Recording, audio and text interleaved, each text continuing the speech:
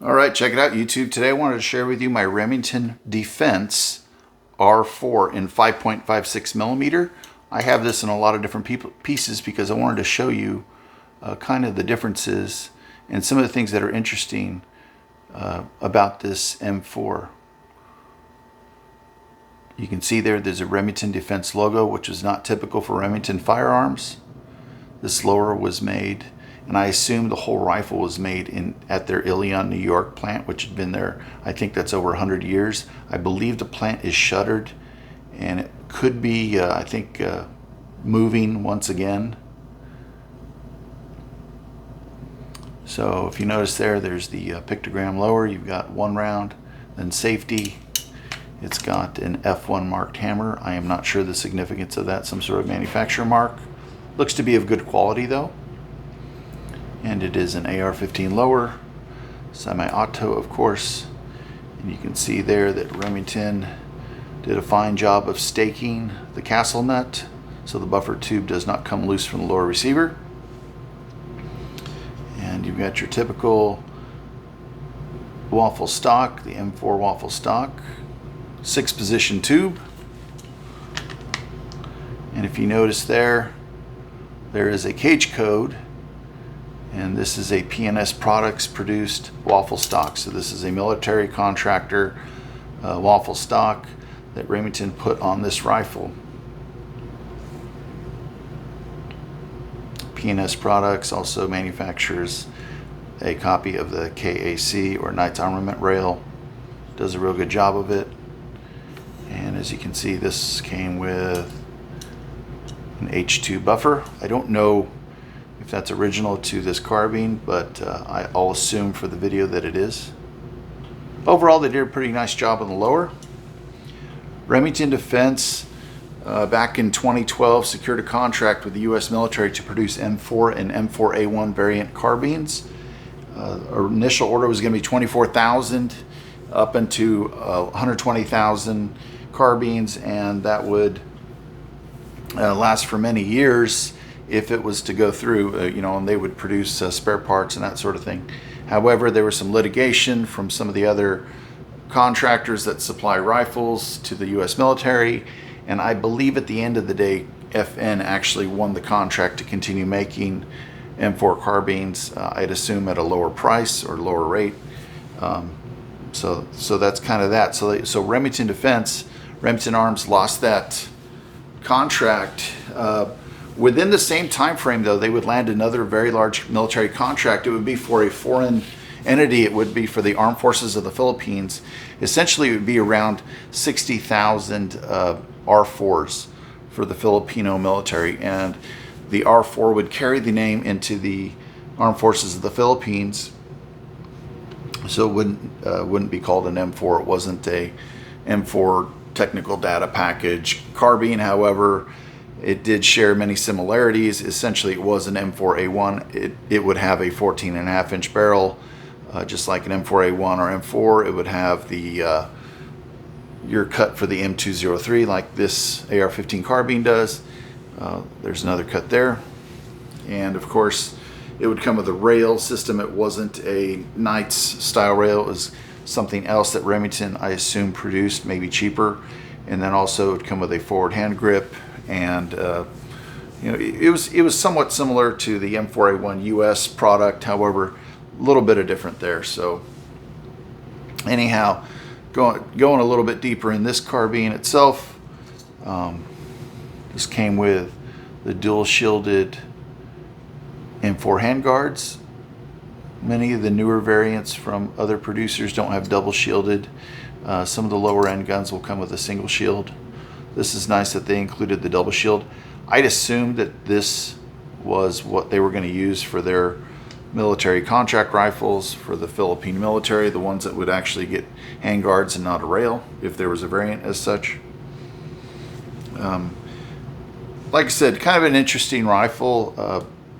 As things go, everything's kind of the same at some point, but everybody's got their little nuances. So the Bolton Carrier here, this rifle has been shot, was purchased used. You can see it is MP marked there. And it's your typical Bolton Carrier group. Been shot a little bit. Nothing too interesting about this staked bolts there. Then for something else here along the way, this carry handle was not original to the carbine. This is something I added that I thought matched up pretty well as far as colors go. It's a USGI style M4 carry handle. This, I believe, is a Cardinal Forge upper. And it had your typical flat top, A3 style flat top. And inside was kind of neat. I noticed that this has a cage code. I assume this is for Cardinal Forge. I don't know for sure. Maybe it's for Remington. Couldn't really tell you. And this has the M4 barrel.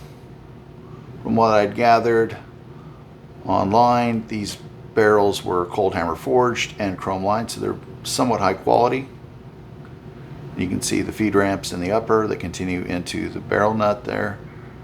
I'm sorry, the barrel extension. Aids in feeding. There is no M4 mark at the front of the receiver. There are no T marks on top of the receiver either. As you can see here, here's the flat for the M203. So when Remington went bankrupt and many of their items were auctioned, there were some kind of anomalous items there, and they were kind of known to maybe use what they had or use contract overruns for certain parts. If you notice here, this one says Remington, the barrel marking 5.56 NATO. It's kind of a roll mark. It's kind of a sloppy roll mark, but hey, it gets the job done right. And then they would include the A2 birdcage style device there at the end of the barrel. They did a decent job riveting the sling on the bottom there. Not as nice as Colt's, but decent. There's your front sight block. It's an F mark front sight block. It's supposed to be to match up with the flat top upper for the height. And this is your typical, I want to say this is about a 16.3 inch barrel, so it's actually pretty long. It's your AR-15 M4 length. They look kind of silly being that they're this long, but they have to do that to meet legal length requirements. And so one thing that's kind of interesting about this carbine is that most of the time when you buy an M4 civilian AR-15 carbine, they don't come with the heavy barrel M4A1 style under the handguards. So this, I would guess that Remington Defense essentially at some point had a lot of extra M4A1 style barrels, or they made their processes streamlined to the point that they just said, hey, every barrel we make is going to be an M4A1 heavy barrel, and then we'll cut it to our desired length for manufacturing demand, which is pretty smart if you look at the way assembly lines are ran, the way machines are ran. You don't have to run as many processes or part numbers, so you can just go ahead and essentially make one style of blank and then do the rest how you want it as far as length goes. So that's pretty smart for keeping an operation or a machine line running smoothly and efficiently and getting the most output. So good job for Remington.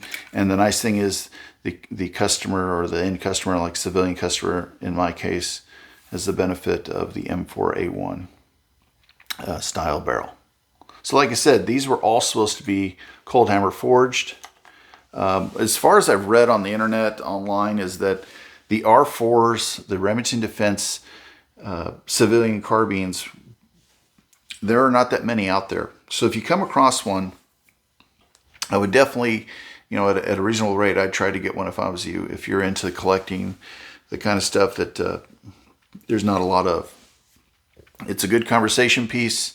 I think it's really interesting, and I hope you enjoyed watching the video. If you have any questions or comments, please put them in there, and please like and subscribe.